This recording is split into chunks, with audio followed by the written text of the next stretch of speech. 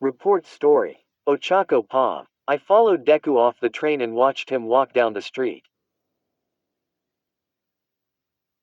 I felt bad for watching him like this, but if I confronted him now, he would either run away or just tell me to go back to the dorms. Knowing him not out of anger, but out of worry. After a little bit of walking, keeping a good distance behind Deku as to ensure I wouldn't get caught, I finally saw him disappear down some stairs to his destination.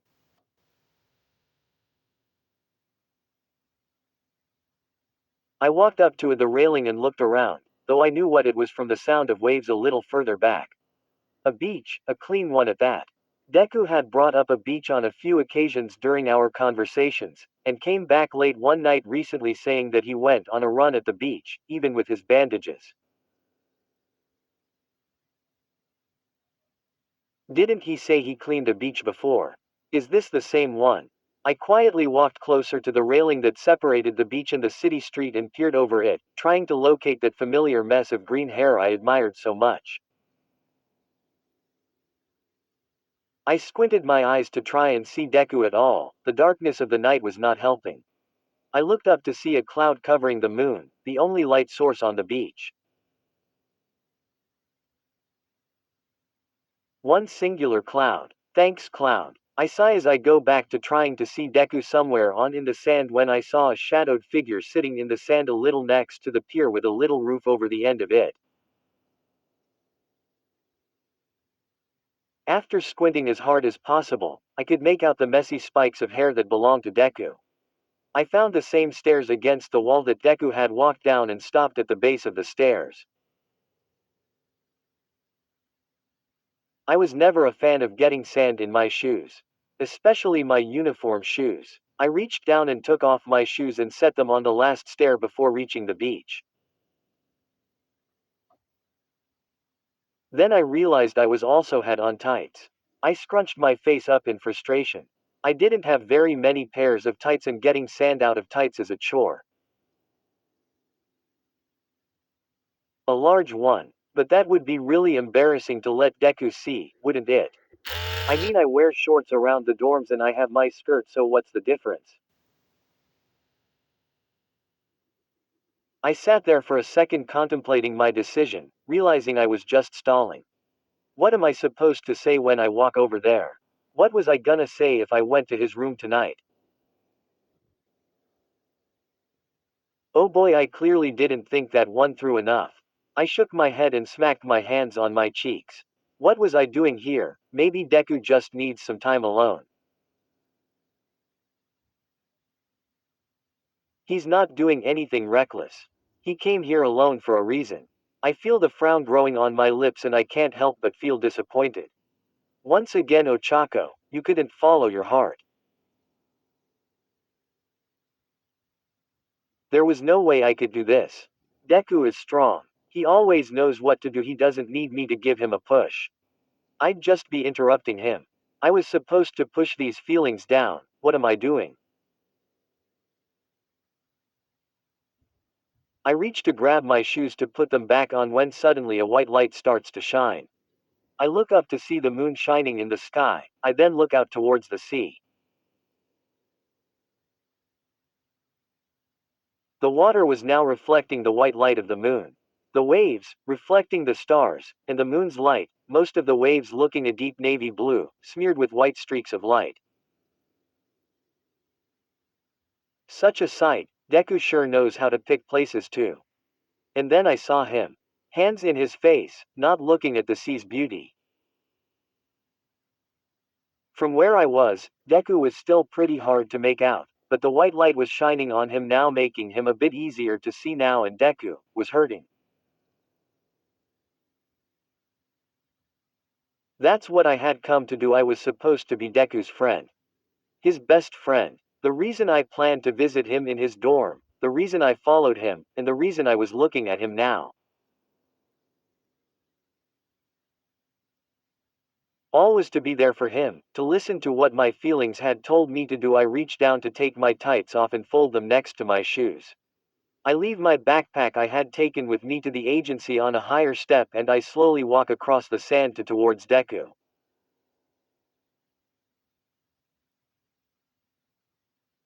Promoted stories. You'll also like. Falling Depressed Deku Fanfic Complete 70.8K 1.3 Kever. Since Izuku Midoriya joined UA High School and settled in, he knew that the League of Villains were after him and his quirk, one for all. However, when the time c. Dreamscape Reader X Midoriya X Bakugo Todoroki 336K 9.4 KYN has been trapped for most of her life, used as a tool for others' gain. Her quirk was fabricated to be used as the perfect weapon, a weapon to help in stealing other. BNHA. The Paths He Chooses Book 1. A Fatefew, 157K 2.7 Kits. A normal day for Izuku as he completes his normal routine and goes to school. Along the way he runs into Yui Kodai, a quiet and mysterious girl of Class 1B, they E.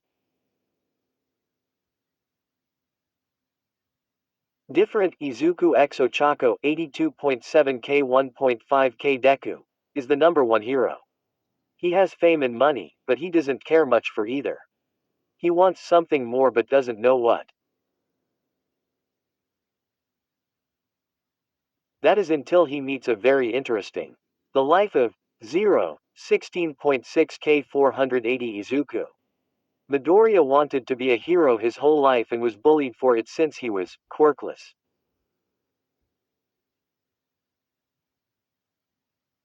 Izuku Midoriya was told that he would never get a quirk by his doctor. The Black Lady of the Night 1.4K11A. Vigilante hero was out one night and saw a person fighting a whole group of villains all by themselves, but the problem is that they're badly injured and no one knows. The quirkless lie in unseen power. S1N. 0.5075 Ure. Kurayami has always lived in the shadows, pretending to be quirkless in a world that reveres power. Her secret isn't weakness, it's Mindwev, a terrifying ability. My heart was pounding, my legs shook more than I anticipated, and I still had no idea what to say. But my heart was telling me to try. I stop in the sand, standing a few meters away from Deku. I take a deep breath and I call out to him. Deku. Deku didn't respond. Even over the soft waves, I knew he could hear me. It kind of stung he didn't respond. My mind told me to turn and leave him be, but I'm not supposed to be following my mind. I'm supposed to be following my heart right now. Easier said than done. I take another breath and start walking closer to Deku. I walk until I'm standing right next to him. I crouch down and adjust my skirt to sit next to him and I turn to face him. It was easy to see his green, messy hair now that I was close to him. The moonlight made his hair shine, making it even prettier than I already thought it was. I wish I could see his eyes. I'm sure the moonlight would look great shining from them. Deku. I call out again. Look at me. He didn't move. Aside from wanting to see his eyes, I need to get him to open up and speak to me. That was the goal, right? I have to get his eyes to meet mine. This will go smoothly if I don't start floating after that. Deku, I need you to look at me. This time he did respond to me a bit, just a little, but a bit. He shook his head slightly. Was he afraid? Afraid of me? What do? I ponder what to do for a second and decide it's time for me to get a bit assertive.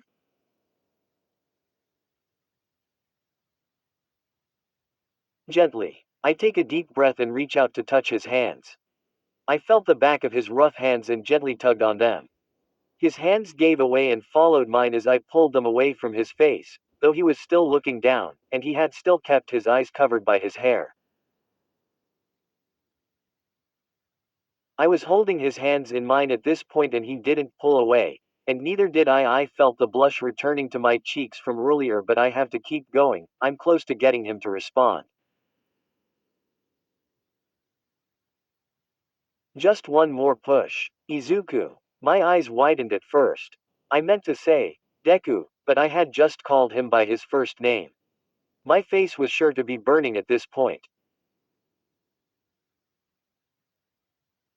I didn't feel it, but most likely because the blush burned my nerves away. However, it had worked and Deku's eyes shot up directly at mine. Those beautiful green eyes, full of hurt, guilt, fear, and much more. My bashfulness quickly disappeared. I had followed my heart, and it had led me here. To a Izuku who needed me, or anyone, at this moment. Of course he would. Deku is the most caring person I've ever met. He wants so hard to be a hero, training non-stop, going from breaking his limbs to being able to control his power.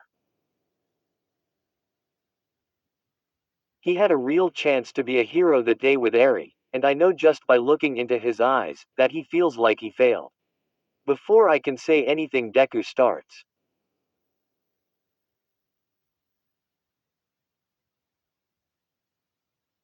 Uraraka, I'm sorry, I should have came with you to the dorms, I didn't mean to. I put my forehead to his own. It's what my mother does when she needs me to calm down, or to stop me from rambling about how I need to help with money issues. No amount of nerves can stop me here. I will be there for him. I pull away from him and look directly into his green eyes. They do look amazing with the white moonlight shining off them. Deku, talk to me, what's wrong? Blank, underscore, blank, underscore, blank. Kenny boy here. Wow, already a few readers and comments on those who like it.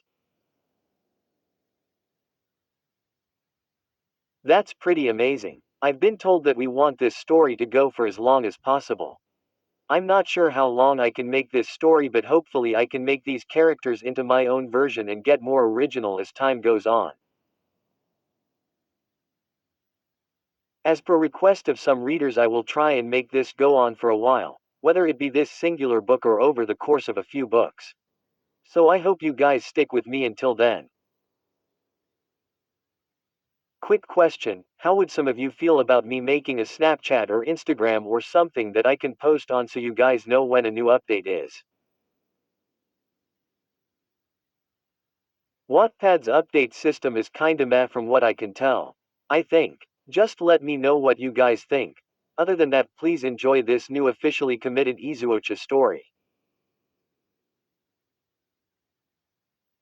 Also page S, I do know this chapter is a little bit shorter than the other ones, if you consider this short. The last chapters were about 2,400 words, this one is only 1,600.